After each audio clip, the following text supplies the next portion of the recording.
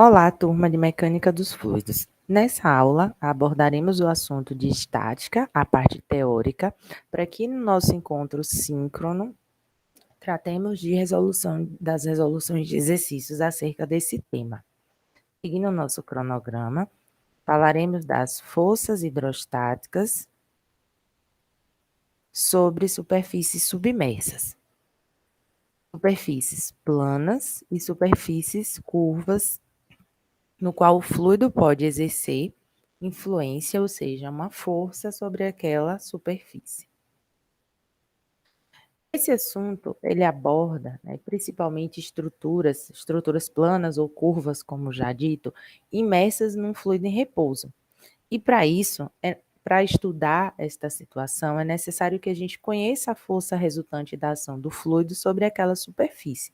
E é bem importante também conhecermos o ponto de aplicação dessa força. Isso tem uma grande valia na aplicação para cálculos de comportas, válvulas, barragens e reservatórios. Esse vídeo, ele mostra um acidente com essa barragem que se rompeu, no Texas. E possivelmente, como vocês podem observar, há um excesso de água nesse reservatório, e esse vídeo se rompe. Segue aqui o link, para que vocês verifiquem. Eu não vou mostrar nessa aula síncrona, vou mostrar na aula síncrona. E trataremos aqui, de diferentes composições, diferentes, geometrias, seja uma parede vertical, uma parede inclinada, uma parede vertical com líquido, a montante, a jusante. Poderemos tratar também com foco em comportas na vertical, também com focos em comportas inclinadas. Como vocês podem observar nesse diagrama de pressão, há uma variação de pressão, com a profundidade, e isso nos embasará para que a gente encontre, esta força resultante que o fluido exerce sobre essa superfície submersa. Essa placa, essa superfície exposta a um líquido, como por exemplo a parede de uma represa ou um tanque de um armazenamento, ele vai estar sujeito a essa pressão mostrada nos diagramas, distribuído sobre essa superfície sólida. É conveniente que, na maioria dos casos, a gente trate o lado externo, exposto à pressão atmosférica, e no lado interno, onde sobre aquela camada de fluido há também a exposição à pressão atmosférica, uma anularia a outra, tanto a pressão sobre a camada de fluido quanto a pressão agindo externamente à placa. Então, é conveniente a gente trabalhar com a pressão manométrica, que é aquela pressão onde a gente subtrai, despreza a pressão atmosférica. Aqui tem dois exemplos onde a gente tem um tanque, e observamos nessa primeira figura aqui do lado esquerdo a pressão que age no fundo do tanque, e a pressão que age nas paredes do tanque. Então, observa-se esse diagrama de pressão, e aqui a pressão exercida no fundo do tanque, lembrando, da lei de Stevens, que nos diz que a pressão ela varia em Y, e em X a gente tem uma situação isobárica. E a fim de se projetar estruturas constituídas por essas superfícies imersas no fluido, a gente precisa conhecer essa força resultante, como já dito, e o ponto de aplicação dessa força. Esse é o nosso objetivo. Lembrando que para os fluidos, estando em repouso e tratando-se de uma superfície plana, essa força ela vai ser aplicada perpendicularmente à superfície, pois a pressão ela vai variar linearmente com a profundidade. E vamos aqui mostrar, comprovar que esta força resultante final ela vai atuar em função de um centro de gravidade. Ou seja, toda a geometria, toda a área, ela possui um centroide, um centro de gravidade desta área. Vou começar falando da força sobre uma superfície plana submersa na horizontal. Lembrando que estudamos já no início deste conteúdo, que é a estática dos fluidos, e vimos que pressão é a massa específica vezes a gravidade vezes a altura, né? ρgh. A altura é a altura de coluna de fluido. E se tratando, né, ao analisarmos aqui essa superfície horizontal, a gente pode dizer, então, que essa força, que é pressão vezes a área, vai ser igual, então, a massa específica vezes a gravidade, vezes a altura de coluna de fluido, vezes essa área que está aqui exposta ao fluido, a área na horizontal do fundo do reservatório. Então, ela vai se distribuir uniformemente, né, pois não há uma variação da pressão em X, e a força resultante ela atua no centroide, ou seja, se a gente estiver tratando de uma superfície aqui retangular, deixa eu só apagar aqui, se a gente estiver tratando aqui de uma superfície retangular, essa superfície ela tem um centroide, um centro de gravidade, e essa força vai estar atuando aqui, essa força resultante no centroide desta figura, né, deste objeto, tratado aí a parte horizontal desse reservatório retangular. Então, para superfícies planas submersa na horizontal, teremos de que a força vai ser igual a massa específica vezes a gravidade, vezes a altura, vezes a área a qual o fluido está exposto. Quando a gente tem uma superfície plana submersa na vertical, como é o caso aqui da parede desse reservatório, né, seja ela na vertical ou seja ela inclinada também, a gente vai ter uma distribuição de pressão não uniforme. Primeiro, considerando aqui, a gente observa, né, que há uma superfície plana, né, desprezando as tensões cisalhantes, pois o fluido está em uma situação de estática. A força resultante ela é devida somente à pressão do fluido, pois lembre também, a gente já desprezou a pressão atmosférica, né, a pressão que vai agir do lado aqui externo dessa parede, né, a pressão atmosférica, anulou-se com a pressão que age aqui atmosférica na superfície do fluido e, consequentemente, é distribuída por toda essa coluna de fluido. Então, a gente vai precisar aqui, né, trabalhar, né, com dF, né, a variação da força, que vai ser igual à pressão, vezes, né, esse elemento de área aqui desta parede na vertical. Se considerarmos, né, a pressão atmosférica, então a gente vai ter de que a pressão vai ser a pressão atmosférica mais massa específica vezes a gravidade vezes H, multiplicando tudo isso aqui, que é a pressão vezes a área, a gente vai ter a força resultante, né, onde ele vai ser a integral da pressão T área, esse elemento de área. Sendo a pressão atmosférica mais a pressão da coluna de fluido, né, vezes dA, que é o nosso elemento de área. Mas a gente precisa tomar muito cuidado com essa altura, né? Pois eu já havia dito antes que ela é referente ao centroide, ao centro de gravidade deste objeto, né? Deste objeto plano, independente da geometria, gente. Todo objeto ele vai ter um centroide. Tá? Então, quem vai ser esse H?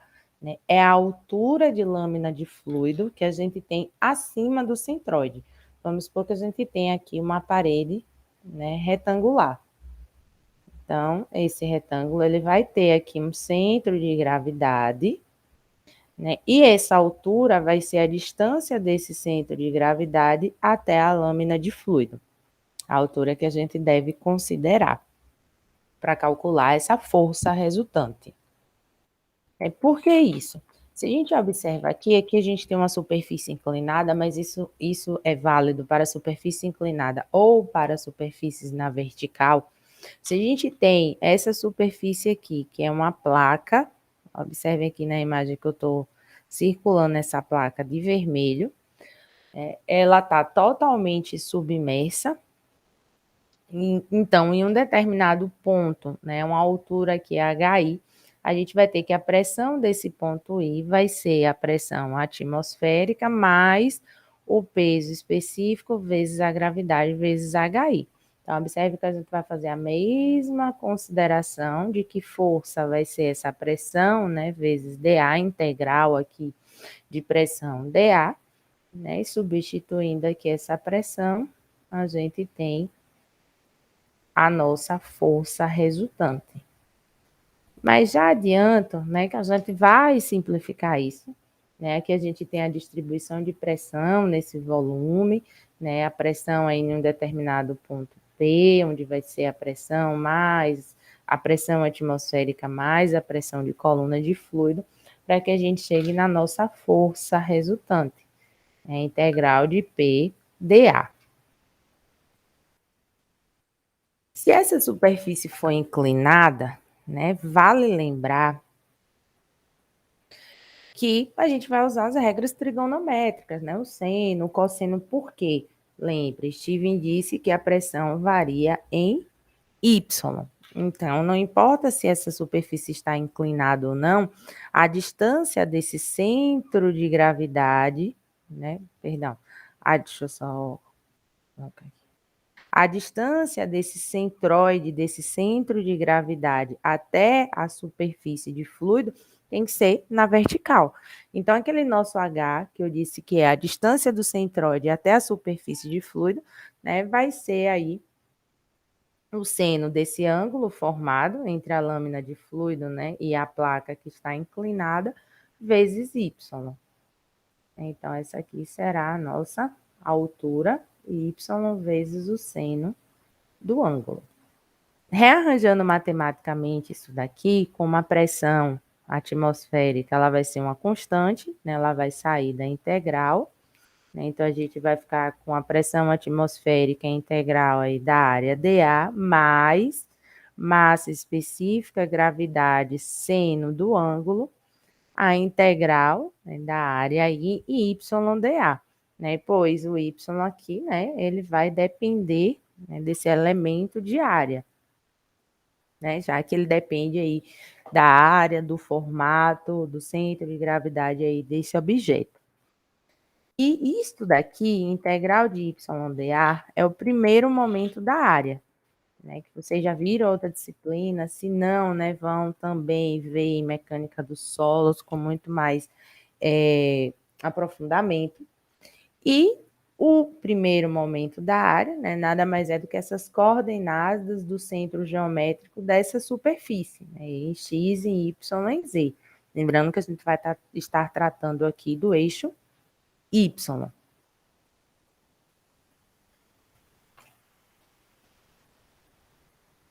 Tá aqui para finalizar, né? Então, quando a gente trabalha aqui com essa força resultante, né? Rearranjando aqui a pressão atmosférica vezes a área, mais, né, a massa específica vezes a gravidade, seno do ângulo, YC, porque a altura em Y do centro de gravidade, sempre quando vocês verem esse C, do centro de gravidade até a superfície de fluido, vezes a área. Né? Então, observe que a gente já disse, a pressão atmosférica está aparecendo aqui, né? Mas ela vai embora, pois ela vai ser desprezada. Ficaremos, então, com a pressão, que é peso específico, que é massa vezes a gravidade, né? Vezes a altura, vezes a área.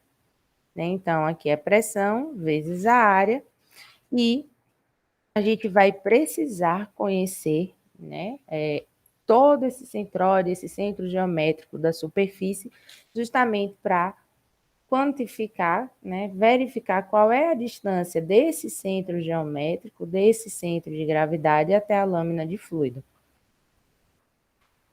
Observe que eu ainda estou falando da como quantificar essa força resultante, que ela é obtida em função do centro geométrico, mas não é o local de aplicação dessa força, tá? Tudo que eu falei até o momento é para a gente calcular a força resultante, Eu vou mostrar um slide aqui, que ele está um pouco mais detalhado. Observe que a gente pode concluir com tudo isso de que o empuxo, né, ou seja, a força resultante, exercida sobre uma superfície plana imersa, ela vai ser uma grandeza tensorial, né, perpendicular, observe a força, perpendicular a essa superfície, ela é igual ao produto da área desse objeto com a pressão relativa ao centro de gravidade. O que é que eu estou dizendo? Pressão é peso específico do fluido vezes a altura. Se é relativa ao centro de gravidade, é a distância do centro de gravidade até a superfície de fluido. Aquele YC, né, que em alguns livros eu gosto de chamar aqui de H barra, é a altura do centro de gravidade até a lâmina de fluido. E assim a gente encontra a força resultante exercida pelo fluido naquela superfície. Então, se a gente observar aqui, a gente tem uma estrutura retangular, né? O nosso CG está aqui. Vamos falar do centro de aplicação dessa força. Observe que a força ela é perpendicular à superfície, mas ela age abaixo do centro de gravidade, né? Mas é calculada relativo a esse centro de gravidade. Por isso que a gente encontra o nosso H, que é a distância do centro de gravidade até a lâmina de fluido. Ele é relativo ao centro de gravidade devido, né, à integração daquele elemento de área e a distribuição de pressão, né, quanto mais profundo, né, for aquele ponto de análise, maior vai ser aqui a pressão analisada.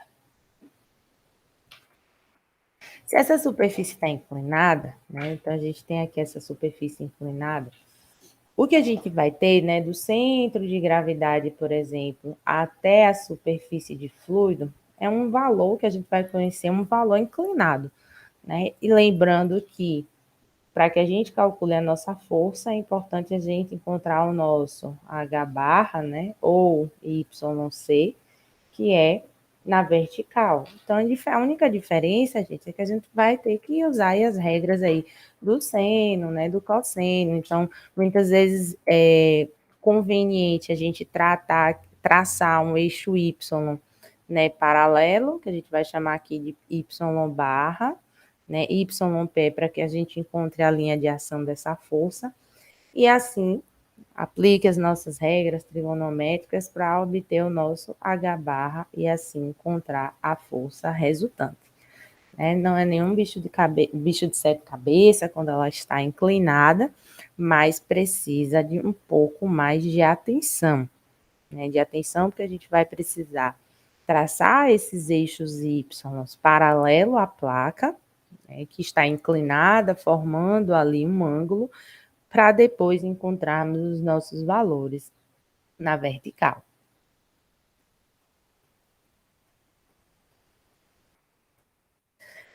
Como eu disse, a força resultante ela é encontrada em função do centro geométrico, do centroide, mas ela não vai atuar nesse centro geométrico dessa superfície. Ela vai atuar sempre abaixo, é um ponto mais abaixo, onde a gente vai denominar de centro de pressão. Observe que aqui é a nossa superfície plana. A minha força resultante ela vai atuar perpendicular a essa superfície e abaixo, né? Observe onde está o centro de pressão, abaixo do centro de gravidade, né? Que vai ser onde a linha de ação da força resultante vai encontrar essa superfície. E isso devido à distribuição de pressão, né, onde a gente pode afirmar em estruturas, né, retangulares de que ela está em 2/3 da altura, né, partindo da lâmina d'água para baixo. Para estabelecer, né, essas coordenadas do centro de pressão, onde é que atua essa força resultante em uma superfície, né, é conveniente trabalharmos com a igualdade dos momentos dessa força e dessa pressão que é distribuída ao longo daquela superfície. Então, trabalhando aí né, com a pressão que a gente já viu, que é a integral de YPdA, e esse momento da força resultante, o momento da pressão, né, eles têm que ser iguais, pois estamos falando de estática dos fluidos, de fluido em repouso, né, teremos então que esse momento da força resultante vai ser igual à integral da área, YP0, né, a pressão atmosférica dA, mais a integral da área y massa específica vezes a gravidade, que é o peso específico, vezes o seno do ângulo, se a gente estiver tratando, então, de uma superfície inclinada, vezes y dA.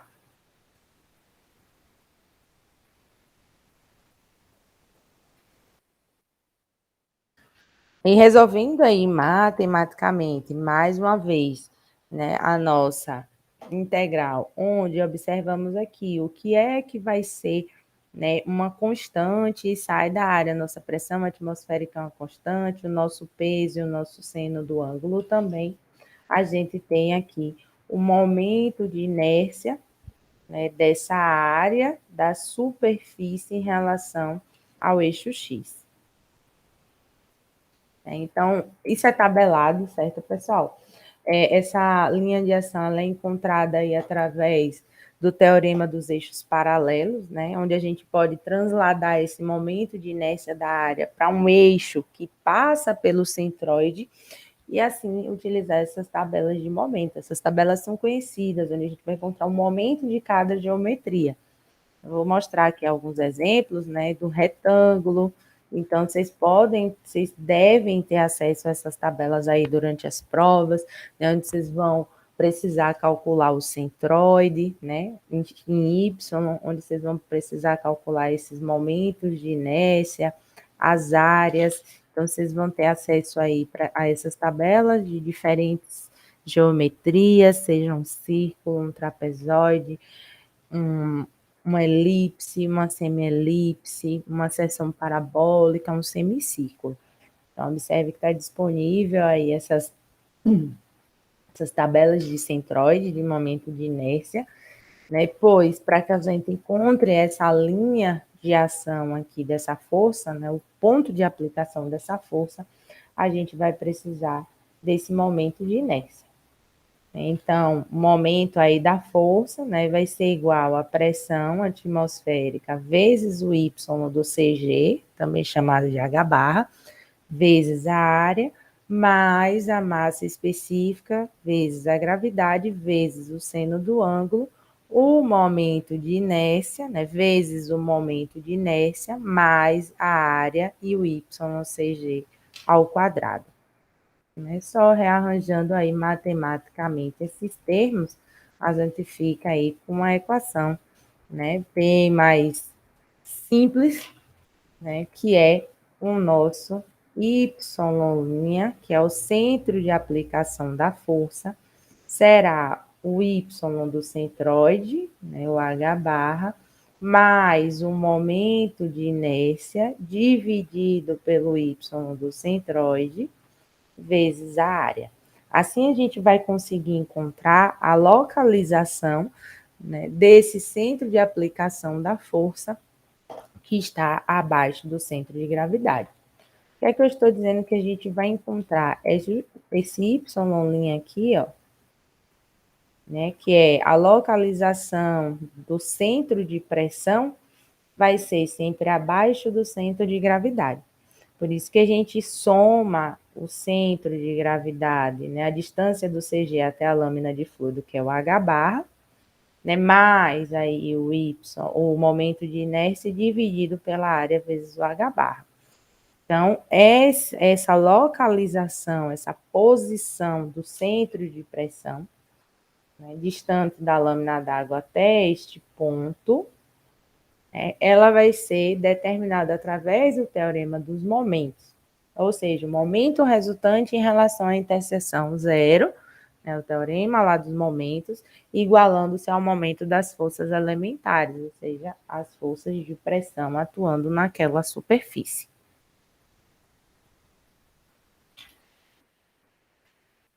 Professora, mas se a superfície estiver inclinada, né? A mesma forma. Deixa eu só arrumar aqui. E saio tudo aqui de lugar. A gente vai precisar usar as nossas regras trigonométricas, os nossos senos, os nossos cossenos, pois primeiro a gente vai encontrar, né, o YP, o plano paralelo a essa placa submersa, para depois encontrarmos o nosso HP, que é no plano, então, vertical. Aqui estão as nossas referências, né? Tem muito exercício bom, tem muita teoria. Lembrem também do livro da professora Camila, que tem toda essa parte de força resultante, né? O do Jorge Avilar também. Trabalhem os exercícios das listas de exercício que estão disponíveis para vocês.